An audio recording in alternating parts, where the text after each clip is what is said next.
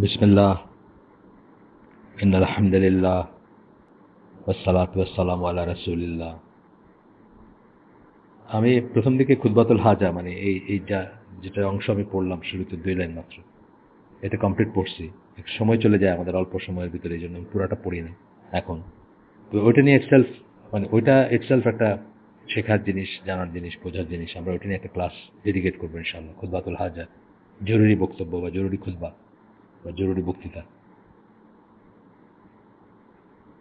আমরা কালকে পড়লাম যে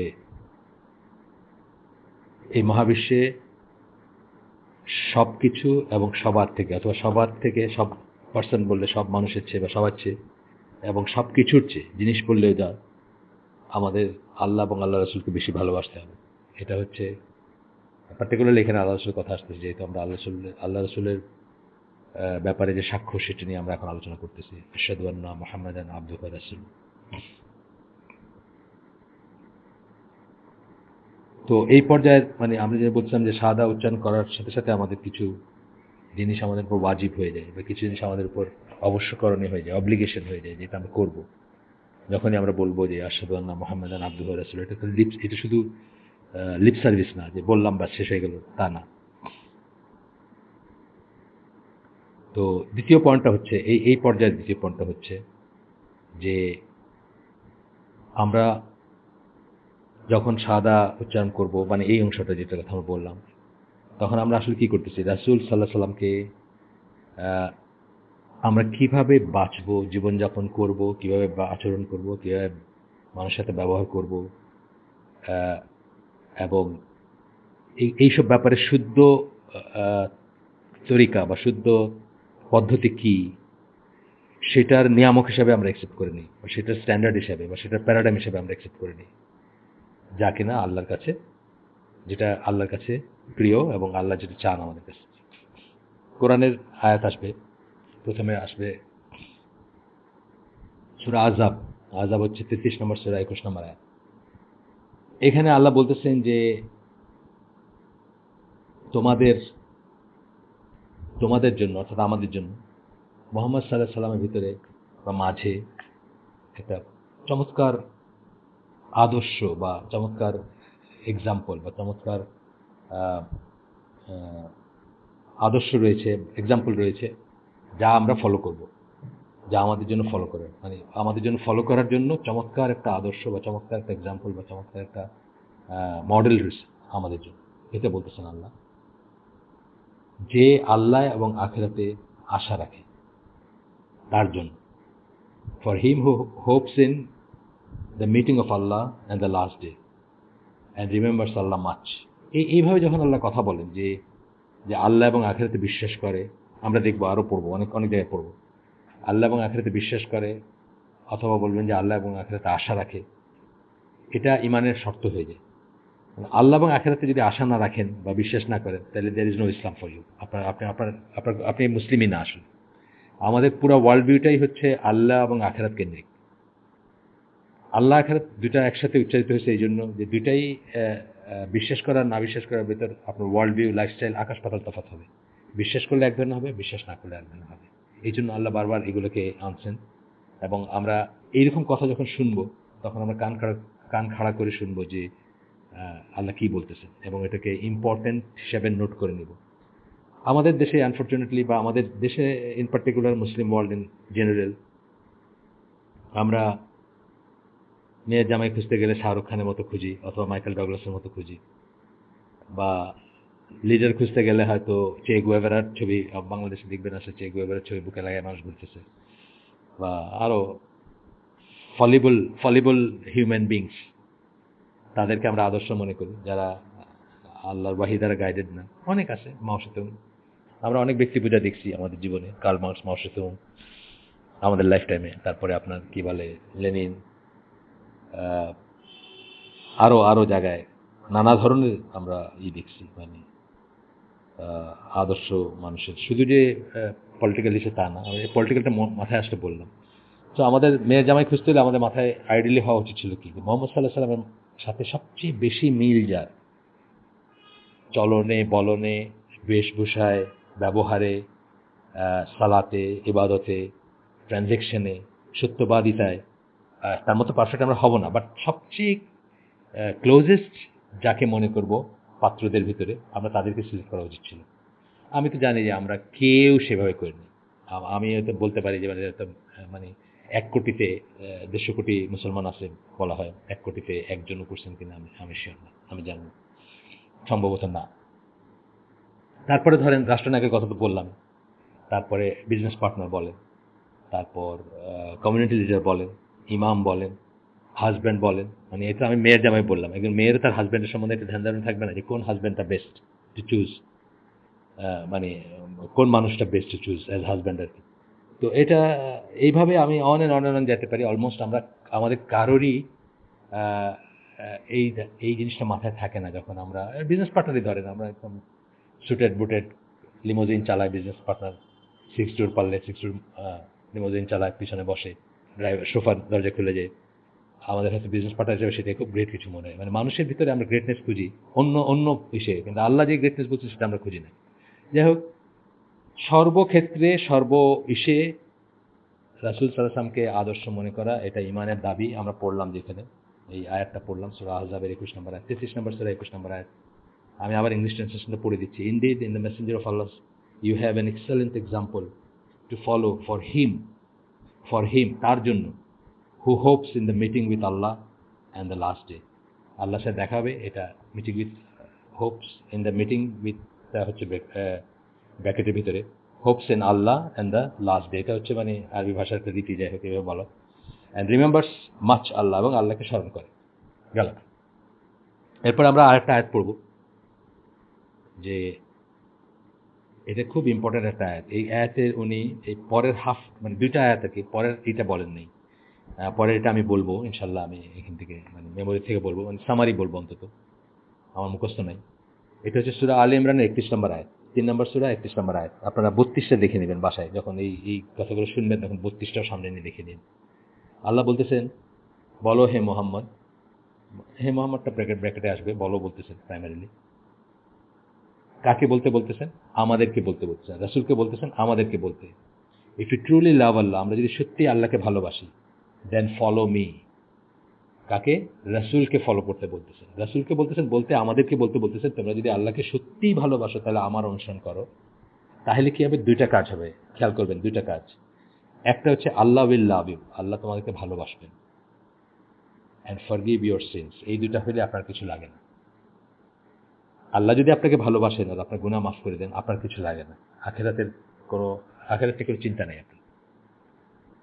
তো এটা খুবই একটাই। তারপরের আয়াতটাতে যেটা বলতেছেন যে রাসূলের সুন্নাত থেকে যারা মুখ ফিরে নেবে, রাসূল থেকে যারা মুখ ফিরে নেবে, রাসূলকে ফলো করবে না যারা, তাদের কথা বলতেছেন। আল্লাহ কাফেরদেরকে ভালোবাসেন না, পরের ইতাতে বলতেছেন, পরের ৩২ নম্বর আয়াত আমার সামনে নাই, বাট এটা সামারি আমি বললাম। তার মানে কি, রাসূলের আদর্শ থেকে, রাসূলের প্যারাডাইম থেকে, রাসূলের এক্সাম্পল থেকে মুখ ফিরায় নেওয়া, এনে গ্রস লেভেল যদি কেউ মুখ ফিরায় নেয়, যে মানে আমি সুন্নাহ মানি না বা সুন্নাহ আমার কাছে ইম্পর্টেন্ট না বা তাহলে তাকে আল্লাহ কাফির বলে সম্বোধন করতেছেন, বিধর্মী বলে, অবিশ্বাসী বলে সম্বোধন করতেছেন। It is so important. আমরা অনেক সময় এটাই করি। তবে এটা ঠিক, এই জন্য আমি সুন্নাহর ডেফিনেশন দিয়ে শুরু করছিলাম। কারো কাছে কঠিন লাগতে পারে যে সুন্নাহ মানে যদি রিকমেন্ডেড কাজ হয়, 4 রকমের বলছিলাম আমি। সুন্নাহ মানে যদি রিকমেন্ডেড কাজ হয়, একটা রিকমেন্ডেড কাজ যদি আমি ছেড়ে দিই, আমি কিন্তু কাফের না। ধরেন একটা বইয়ের কথা আমি বলি, বা পরে আরো আলোচনা আসবে ইনশাল্লাহ। ফেইথের 77 ব্রাঞ্চেস, ইমাম বাইহাকির লেখা একটা বই, শোয়াবুল ইমান আরবি নাম। এখানে দেখেন মানে ইমানের ৭৭টা শাখা আছে। সর্বোচ্চ শাখা কি? লা ইলাহা ইল্লাল্লাহ। যেটা কারো ভিতর না থাকলে সে মুসলিমই না, মুমিনই না, সে কাফের, সোজা কথা। সবচেয়ে লোয়েস্ট কি? সবচেয়ে লোয়েস্ট হচ্ছে পথ থেকে আপনি আল্লাহর বান্দার কষ্ট হবে সেই জন্য একটা ক্ষতিকারক বস্তু উঠায় সরায় ফেললেন, একটা কাটা হইতে পারে, একটা কলার চোখলা হতে পারে, ডাস্টবিনে নিয়ে ফেললেন। এটাকে ইমানের শাখা বলা হচ্ছে, বাট এটা হচ্ছে লোয়েস্টটা। এটা যদি আপনি একজন না করেন তাহলে কিন্তু আপনি অবিশ্বাসী হয়ে গেলেন না, কিন্তু প্রথমটা যেটা, সেটা না করলে কিন্তু আপনি অবিশ্বাসী হয়ে যাবেন বা আপনি আর মুসলিম থাকবেন না। তো আমরা বুঝবো এখানে যখন আমরা বলছি যে মুখ ফিরে নেয়, বলতে সুন্নাত থেকে টোটালি মুখ ফিরে নেওয়া, অর্থাৎ ওয়ান ডাজন্ট কেয়ার সুন্নাহ কি আর না। বা অনেকে আছে মানে বাংলাদেশেও আছে, বাইরেও আছে, বলে আমি সুন্নাহ বুঝি না, আমি কোরআন মানি। কোরআনিয়ান বলে, দেখেন গ্রুপ আছে কোরআনিয়ান, তারা শুধু কোরআন মানে, সুন্নাহ মানে। অথচ কি ফ্যালাসিয়াস কথা যে কোরআনটা আমরা কোথা থেকে পাইছি? কোরআনকে বলা হয় মুতাওয়াত্তির হাদিস, মানে বহু সাহাবীর বর্ণনায় আসা হাদিসগুলা হচ্ছে কোরআন। অর্থাৎ হাদিসের মিনিং কি? রাসূল সাল্লাল্লাহু আলাইহি ওয়াসাল্লাম যেটা বলছেন সেটা হচ্ছে, আমরা আগেই পড়ছি, হাদিস মানে কি কথা, বা রাসূল সাল্লাল্লাহু আলাইহি ওয়াসাল্লাম যা বলছেন তার মুখ দিয়ে যা বাইর হয়েছে বা লিপিবদ্ধ হয়েছে যেগুলা হাদিস। তো কোরআনের একটা ধরেন যে কোনো একটা সূরা ফাতিহা, যে সূরা ফাতিহা কে বলছেন? আল্লাহ রাসূল বলছেন। সাক্ষী দিয়েছেন কারা? সাহাবীরা সাক্ষী দিয়েছেন, যে তারা শুনছেন আল্লাহ রাসূল বলছেন যে সূরা ফাতিহা এটা এটা এটা এটা এটা এটা। সো অল অফ কোরআন হচ্ছে মুতাওয়াত্তির হাদিস, অলমোস্ট অল অফ ইট। দুইটা আয়াত নিয়ে একটু আছে যে ওইটা অনেকের থেকে বর্ণনা মানে বর্ণনা পাওয়া গেছে, মানে কালেকশন করার সময় অনেকের কাছে পাওয়া যায়নি, বাট ওইটারও একটা বিশাল হিকমা আছে। আপনার পরে একদিন আমরা উলুমুল কোরআন নিয়ে কথা বললে বা এই বললে পরে বলবো একদিন, যে দুইটা মাত্র আয়াত, সেই দুইটা আয়াত দিয়ে মানুষ বেশি গবেষণা করতে গিয়ে ইসলাম থেকে বাইরে হয়ে গেছে, সেরকম মানুষ আছে। যাই হোক, আমরা আজকে আমাদের টপিক সেটা না। মানে যারা বলবে যে আমরা কোরআন মানে হাদিস মানে, কোরআন কোথায় পাইছে? কোরআন কোথেকে আসছে? যে পাহাড়ের উপর আসছে? না। তার মানে তুমি দ্য মোমেন্ট ইউ সে কোরআন মানে তুমি আসলে হাদিস মানো। কিন্তু এই ফ্যালাসিটা তারা স্বীকার করবে না, অথবা মানুষকে বিভ্রান্ত করতে চেষ্টা করবে। এবং এইভাবে যারা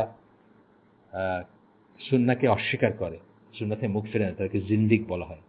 জিন্দিক কথাটা মানে হচ্ছে যারা ছদ্মবেশে ইসলামকে ধ্বংস করার জন্য ইসলামের ভিতরে প্রবেশ করে, মুসলমান বা মুসলিম হওয়াটা প্রিটেন্ড করে এবং ভিতর থেকে কাজ করে যাতে ইসলামকে ধ্বংস করা যায়। আব্দুল্লাহ বিন সাবা বলে একজন লোক ছিল, আপনি জানেন বোধহয়, আপনারা হয়তো শুনছেন, শিয়াদের ফোরফাদার যে আর কি, শিইজমটা যার দ্বারা ক্রিয়েটেড, সে লোক যেমন ইহুদি ছিল, ইয়েমেনাইট ইহুদি। সে ইসলামে ঢুকছিল ইসলামকে ধ্বংস করার জন্য, সে অনেক কাজ করছে সেটা সেই পথে। ইনফ্যাক্ট সেই সময় থেকে তার কর্মকাণ্ড যখন শুরু হয়েছে, তখন থেকে পিরিয়ডটাকে আমরা গ্রেট ফিতনা বলি, ওই সময়টা বা আশপাশের সময়টা। আসেন, সূরা আলে ইমরানের 31 নম্বর আয়াতটা আমি বললাম, 32টা আপনারা দেখে নিন। 32টা খুব ভয়ঙ্কর আয়াত, যেটা পড়লে আমার নিজেকে নিয়ে ভয় লাগে। যে আল্লাহ বলতেছেন তাদেরকে সরাসরি কাফের বলতেছেন, যারা মুখ ফিরায় নেবে সুন্নাত থেকে।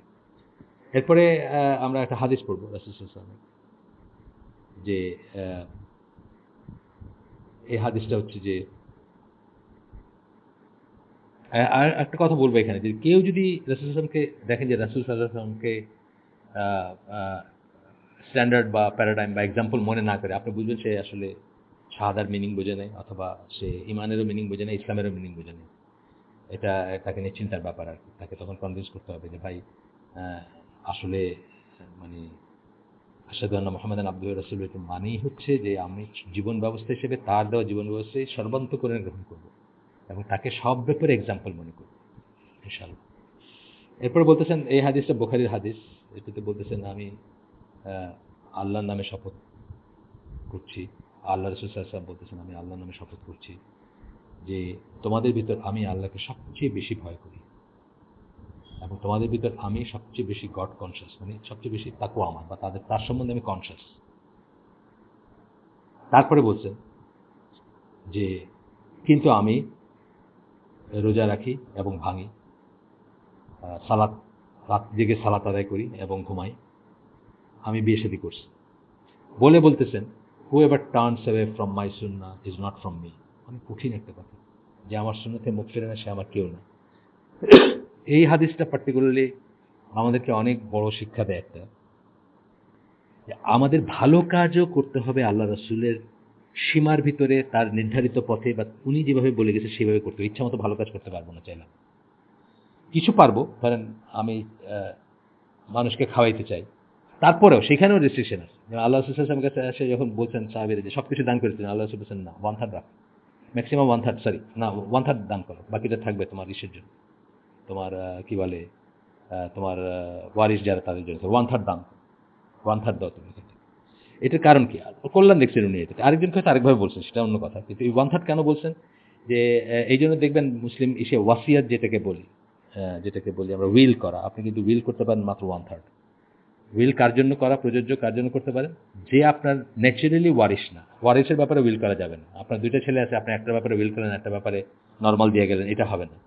কিন্তু আপনার ধরেন আপনার ছেলে মেয়েরা আছে, আপনি একটা করলেন যে আমি মারা গেলে আমার স্থাবর অস্থাবর সমস্ত সম্পত্তির 1/3 এই মসজিদে দিয়ে দেবা, বা এই এডুকেশন সেন্টারে বা এই জায়গায় দিবা, এটা আপনি করতে পারবেন 1/3 পর্যন্ত। এখান থেকে আসছে। যাই হোক, এখন এই হাদিসটার একটা ব্যাকগ্রাউন্ড আছে, আমাদের জানা উচিত। কারণ আরেকবার আমার হায়াতে কুলাবে কিনা আমি জানি না এই হাদিস নিয়ে আপনাদের সাথে আলোচনা করা। আমি সব কিছুকে এইভাবে দেখি আর কি, day by day, day to day দেখি।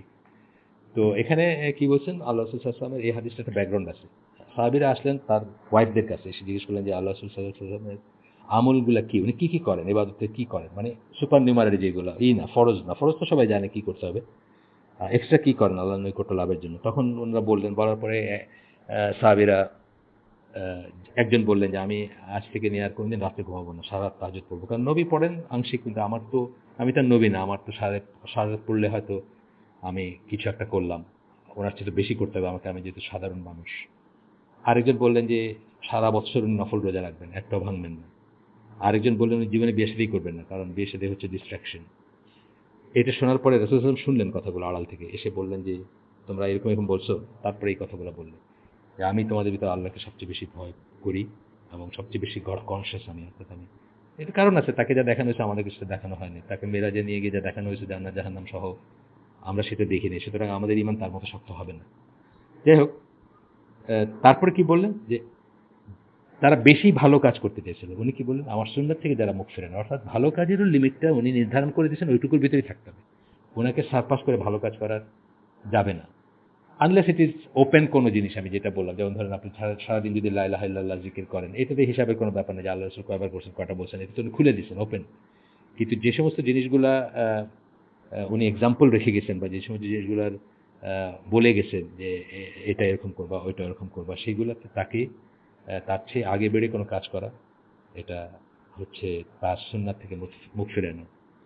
যে জন্য আমরা সবসময় বলি যে, কালকে বলছি আমরা, যে ভালো কাজ করার বা ইবাদত করার বা আল্লাহ রাসূলের নৈকট্য লাভ করার ব্যাপার আসলেই আগে জেনে নেবেন দলিল আছে নাকি, এটা করার বিধান আছে নাকি, এটা করা যাবে কিনা।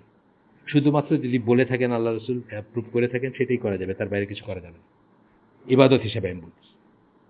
আর মুআমালাত হিসাবে আপনি তো বললাম যে কালকে তো বলছি যে যা নিষেধ করছেন তার বাইরে সব করতে পারবেন।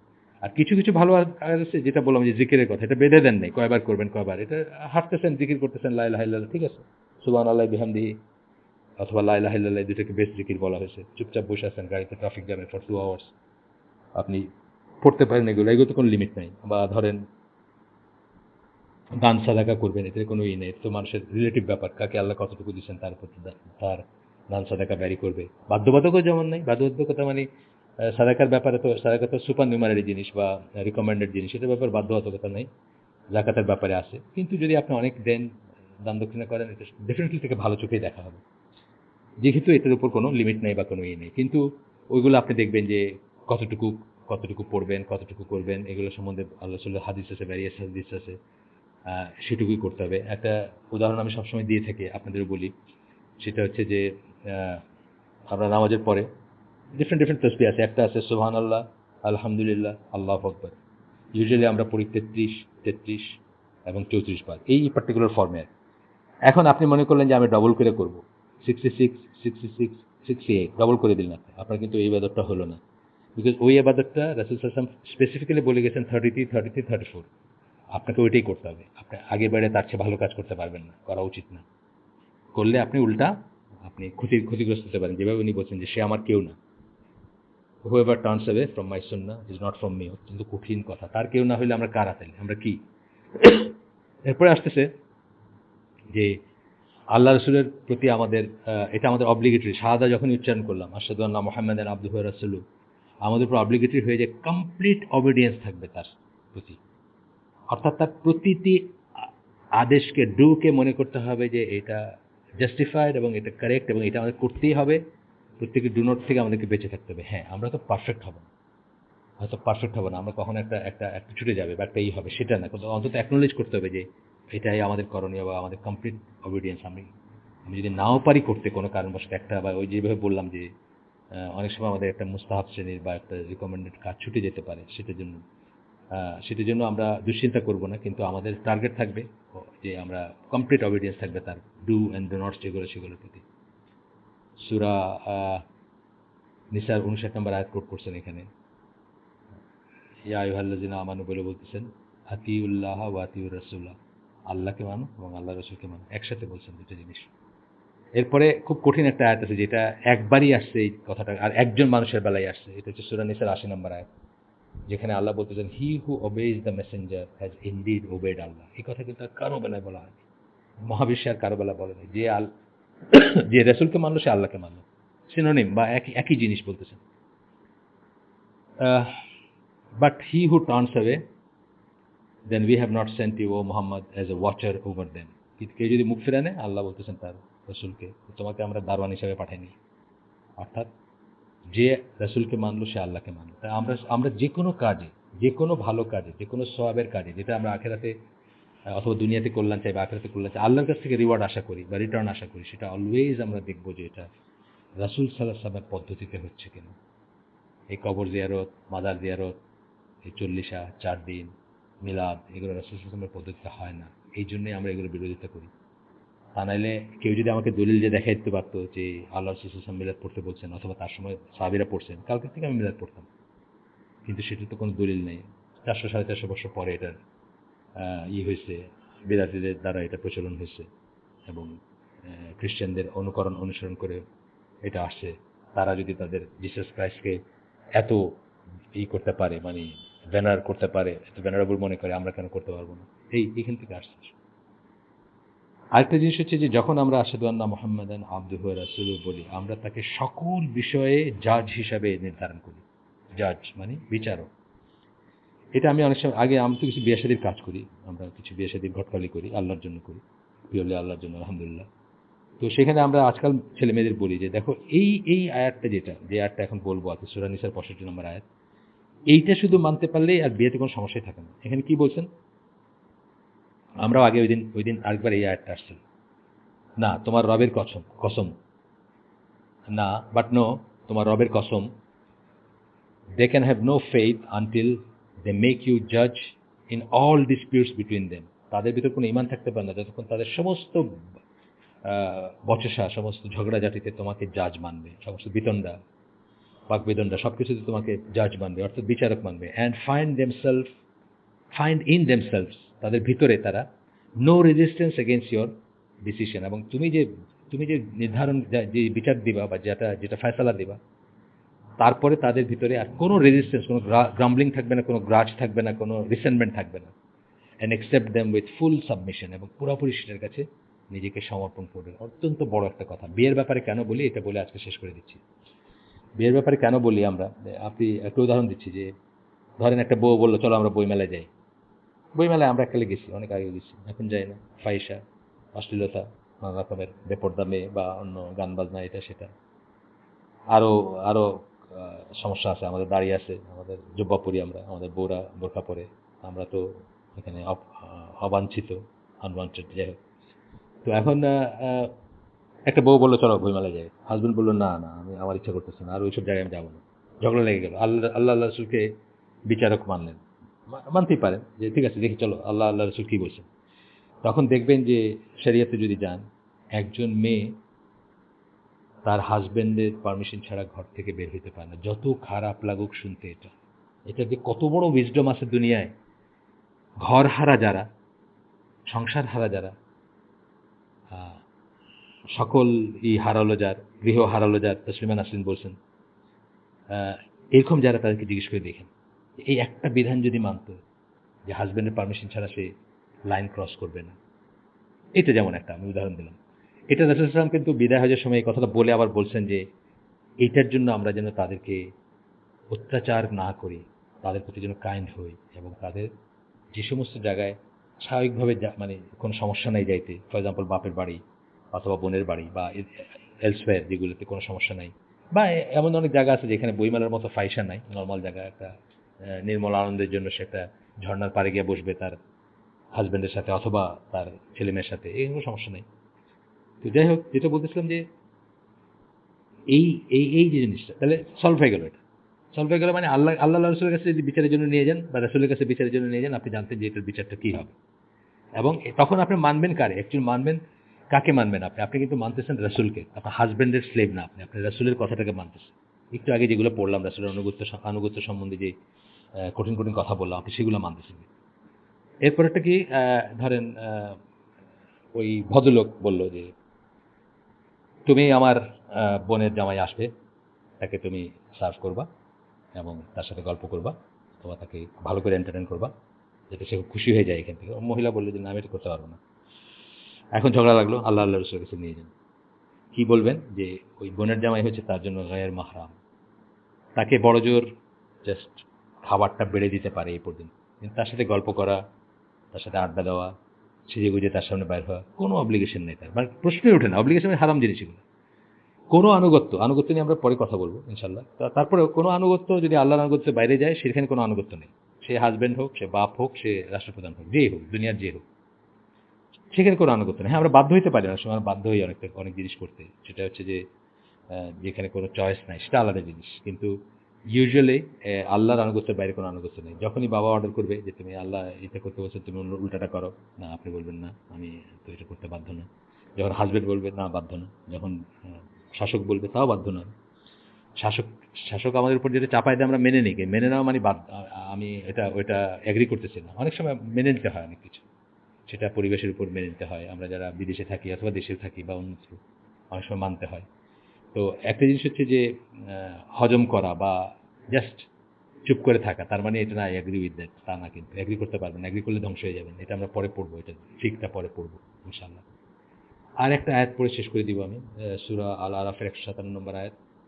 যারা বিশ্বাস করে, রাসূলে বিশ্বাস করে, তারা কি করবে?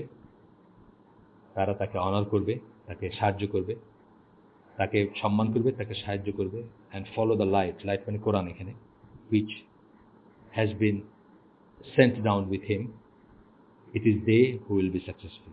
তাহলে এই যে আনুগত্যের কথা বলতেছেন, তাকে হেল্প করবেন, তাকে সম্মান করবেন, তাকে তাকে তার লাইট যে কোরআন নিয়ে আসছেন সেটা ফলো করবেন, গাইডেন্স যেটা সেটা ফলো করবেন, তাহলে কিন্তু আপনার সাকসেস, সেটাতে আপনার সাকসেস, এটাই বলতেছেন।